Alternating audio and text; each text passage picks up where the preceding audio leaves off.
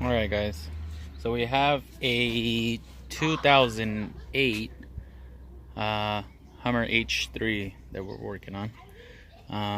Came across this problem to where we have an issue with the anti-theft. So most of the times light comes flashing on. Usually does it about maybe 3 times, like every 4 months or so. The customer states that he has to wait 10 seconds and until it resets, and then it starts again.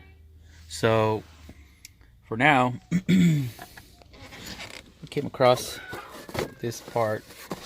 We got this part, did a diagnosis on it already. This is a part number that we got, and this is the piece that it's gonna come when you get it. So it's the ignition switch cylinder lock. It does not come with the cylinder key, so you would have to use yours. I've checked online. It says that there's a whole bunch of complaints regarding this issue, and so what we're gonna do is instead of replacing the whole cylinder lock, which is this whole piece right here, I've done them where I just replaced the ignition side, the electrical piece on the back. So once we replace it, which I already did, we're gonna have to program it. So by programming it, you're gonna have to do a 10-minute switch on, crank, it's not gonna start, leave it for 10 minutes. You close the switch once this light extinguishes off. Sorry about that. Once it turns off, then your 10 minutes are up. Close the switch 3 seconds, open the switch again and crank it, and it's not going to turn on. So it'll do that for, you're gonna have to do that for about 3 times. So 10 minutes, 3 seconds off, and once you're done with those steps, then once you turn on the switch again, then the trucks should turn on. If not, I've done it up to 4 times, but it'll eventually turn on.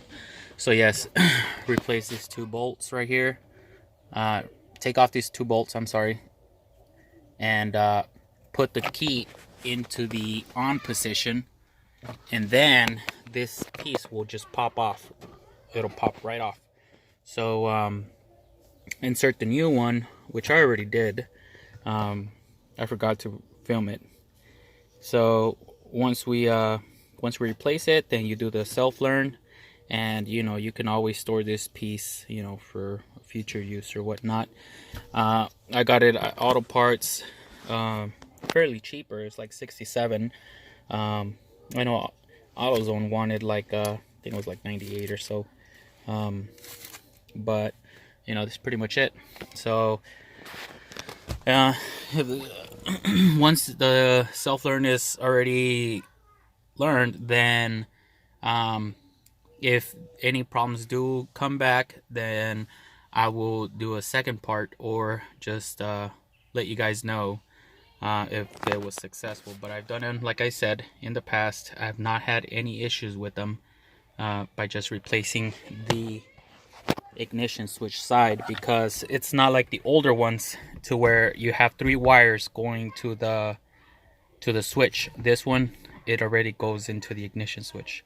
So I've already done diagnosis on it, and I already done my research, and it seems to be that this is always a problem that